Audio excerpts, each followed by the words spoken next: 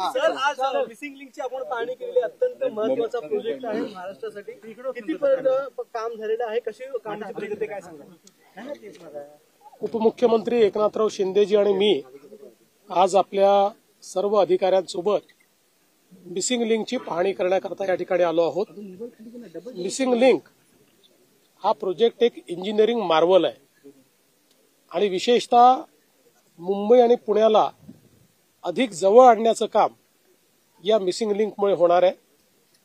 दोन याचे महत्वाचे फायदे आहेत. एकीकडे 6 किलोमीटरने अंतर तर कमी होणारच आहे, पण ट्रॅव्हल टाइम जो आहे हा जवळपास अर्ध्या तासाने कमी होणार आहे. आपण बघतो की हा जो घाटाचा सगळा भाग आहे, मुंबई पुणे एक्सप्रेसवेवर जो काही जाम कधी होतो त्या जाम करता हाच भाग कारणीभूत आहे आणि आता हा सगळा घाटाचा भागच निघून जाणार आहे. त्यामुळे अतिशय मला असं वाटतं सीमलेस ट्रॅफिक मुंबई पुणे एक्सप्रेसवेवर या मिसिंग लिंकमुळे तयार होणार आहे.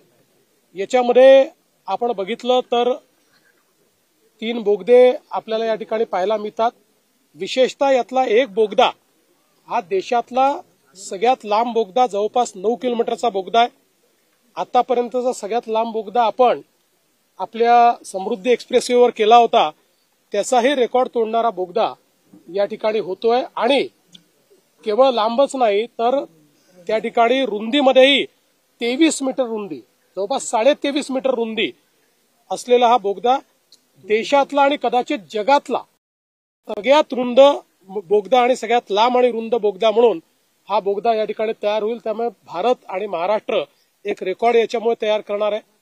यासोबत आपण पाहतोय की अतिशय उंच असे केबल स्टेड ब्रिज या ठिकाणी होत आहेत आणि हाही एक नवीन रेकॉर्ड आपण तयार करतोय की यातला जो हायएस्ट पॉइंट आहे तो जवळपास 185 मीटर इतका उंच आहे. त्यामुळे देशामध्ये आतापर्यंत एवढा उंच कुठलाच ब्रिज बांधला गेलेला नाही. तो केबल स्टेड ब्रिजही आत्ताच आपण सगळ्यांनी बघितला, तो ब्रिजही या ठिकाणी बांधला जातोय. MSRDCच्या वतीनं हे काम अतिशय चांगल्या पद्धतीनं चाललेलं आहे. याच्यामध्ये कामाचे 2 जे काही टप्पे आहेत त्यातला एक 99% पूर्ण आहे, एक 87% पूर्ण आहे. एकूण काम जवळपास 94% पूर्ण करण्यात आलेलं आहे. आता मोस्ट क्रिटिकल पार्ट जो आहे त्याचं काम चाललेलं आहे आणि MSRDCने आम्हाला असं सांगितलंय की आम्ही हे काम डिसेंबरपर्यंत पूर्ण करू, पण आमचा त्यांना आग्रह आहे की त्यांनी ऑक्टोबरपर्यंत हे पूर्ण केलं पाहिजे. फार झालं तर नोव्हेंबरपर्यंत त्यांनी ते पूर्ण केलं पाहिजे. त्यामुळे आज आता शिंदेसाहेब आणि मी त्यांच्याशी चर्चा करून त्याची नवीन डेडलाईन ठरवू. पण मला असं वाटतं की MSRDC असेल आणि इथे जे काही कॉन्ट्रॅक्टर्स काम करतायत, वेगवेगळ्या एजन्सीज ज्या काम करतायत, यांचं अभिनंदन केलं पाहिजे की अतिशय डिफिकल्ट परिस्थितीमध्ये ज्या ठिकाणी प्रचंड वेगाचे वारे 85 किलोमीटर प्रति तासाने वेगाने धावणारे जे वारे आहेत, अशा वाऱ्यांमध्ये हे काम या ठिकाणी केलं जात आहे आणि हे वारे सस्टेन करू शकतील अशा प्रकारचं टेस्टिंग करून या ठिकाणी हे सगळं काम केलं जात आहे. त्यामुळे मी जे म्हटलं की भारत नवनवीन इंजिनिअरिंग मार्वल जे तयार करतायत त्यातलं हे इंजिनिअरिंग मार्वल हे महाराष्ट्रामध्ये MSRDCच्या माध्यमातून या ठिकाणी सुरू आहे. सर, तुम्ही आताच नवी मुंबई एअरपोर्टची पाहणी केली आणि त्याला नंतर हा पुण्यावरून मुंबईकडे जाणारा हा महामार्गाला महत्वाचा असणार आहे. कसा फायदा होणार आहे या दोन्ही? याचा दुसरा फायदा हा आहे की पुण्याच्या लोकांना, पुण्याचं एअरपोर्ट तर आहेच, पुण्याच्या लोकांना नवीन पुण्यात आम्ही एअरपोर्ट करतोय, पण आता या मिसिंग लिंकमुळे 1 ते सव्वा तासात पुणेकर नवी मुंबई एअरपोर्ट पर्यंत देखील पोहोचू शकणार आहे. त्यामुळे जी आपली ओरिजिनल अपेक्षा होती की मुंबई पुणे हा एक इकॉनॉमिक कॉरिडॉर तयार व्हावा, तो इकॉनॉमिक कॉरिडॉर आता तयार होतोय आणि त्याच्यामध्ये ही मिसिंग लिंक एक महत्वाचा पार्ट आहे. सर, आपण आपल्या अभियांत्रिकी कौशल्याने 2 महत्वाचे जे घाट होते सह्याद्रीमधले ते आता बायपास जवळपास केलेले आहेत. काय वाटतं, महाराष्ट्र या अशा नवीन नवीन अभियांत्रिकी कौशल्यासाठी जाणला जाईल याच्या पुढे? 100% इन्फ्रास्ट्रक्चरमध्ये महाराष्ट्राने गेल्या 10 वर्षामध्ये जे काम केलेलं आहे हे अतुलनीय अशा प्रकारचं काम आहे. अनेक इंजिनिअरिंग मार्वल्स आपण तयार केले आहेत. ज्यावेळी ही कामं आम्ही करणार आहोत असं मी आणि शिंदेसाहेब सांगायचो, त्यावेळी अनेकांना वाटायचं की नेते घोषणा करतात पण हे होत नाही. पण ही सगळी कामं आज पूर्ण होताना दिसत आहेत आणि अर्थातच याचं श्रेय आमच्यासोबत काम करणारे आमचे जे सगळे सहकारी आहेत त्यांना हे श्रेय आहे, कारण त्या सगळ्यांनी खूप प्रयत्नपूर्वक हे सगळं काम पूर्ण केलं. प्रामुख्याने तुम्ही मुख्यमंत्री असताना खरं तर हा प्रकल्पाला सुरुवात झाली होती आणि त्यानंतर आता पुन्हा एकदा मुख्यमंत्री त्याने काम पूर्ण होताना पाहिलं म्हणजे ही अतिशय आनंदाची गोष्ट आहे. खरं म्हणजे तुम्ही जर बघितलं असेल तर ही सगळी कामं मी आणि शिंदे साहेब असतानाच सुरू केलेली आहेत आणि आता पुन्हा आम्ही दोघं असतानाच ही कामं पूर्ण होणार आहेत. आणि अशा प्रकारच्या सगळ्या आयकॉनिक कामांना देशाचे पंतप्रधान मोदीजींचाच आशीर्वाद आम्ही घेतलाय आणि त्यांच्याच पंतप्रधान पदाच्या काळामध्ये ही सगळी कामं आम्ही पूर्ण करणार आहोत. सर हिंदी में बताइए सर. हिंदी में जानना चाहते हैं. आज उप मुख्यमंत्री श्री एकनाथ शिंदे जी और मैं हमारे सभी अधिकारियों के साथ मिसिंग लिंक प्रोजेक्ट पर आए हैं. ये जो मिसिंग लिंक प्रोजेक्ट है मुंबई और पूना को ये करीब लाने वाला प्रोजेक्ट है. इस प्रोजेक्ट के कारण दूरियां तो केवल 6 किलोमीटर से कम होगी, लेकिन समय ये आधे घंटे से कम होगा, क्योंकि जो पूरा घाट का सेक्शन है जहां सबसे ज्यादा समय लगता था, जहां सबसे ज्यादा ट्रैफिक जाम होता था, वहीं पर ये मिसिंग लिंक तैयार हो रही है. इस मिसिंग लिंक के तहत टनल्स तैयार हुए हैं. इसमें से एक टनल देश का सबसे लंबा टनल है, करीब 9 किलोमीटर का. अभी अभी हमने देश का सबसे लंबा टनल ये समृद्धि हाईवे पे उद्घाटित किया था. अब उसका रिकॉर्ड हम ही तोड़ रहे हैं और ये सबसे लंबा टनल कर रहे हैं. और उसके साथ साथ देश का नहीं, शायद दुनिया का सबसे ब्रॉड टनल भी ये तैयार हो रहा है. 23 मीटर का ये टनल है ब्रेड्थ में. तो दुनिया का सबसे जो ब्रेड्थ में बड़ा है, इस प्रकार का सबसे ब्रॉड टनल हम लोग यहाँ पर तैयार कर रहे हैं.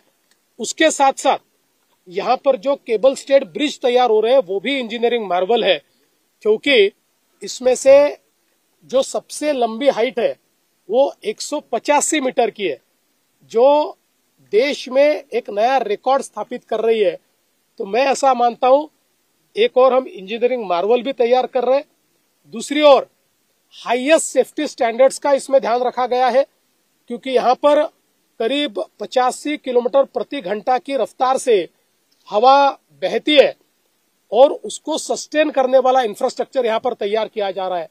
मैं विशेष रूप से जो हमारे कॉन्ट्रैक्टर्स है और जो यहाँ के कामगार है उनको बधाई देना चाहता हूं, क्योंकि ऐसी वेलोसिटी में काम करना ये नियर टू इम्पॉसिबल है, लेकिन वो लोग लगातार ये काम करते आए हैं और अब ये करीब करीब 94% ये काम पूरा हो चुका है.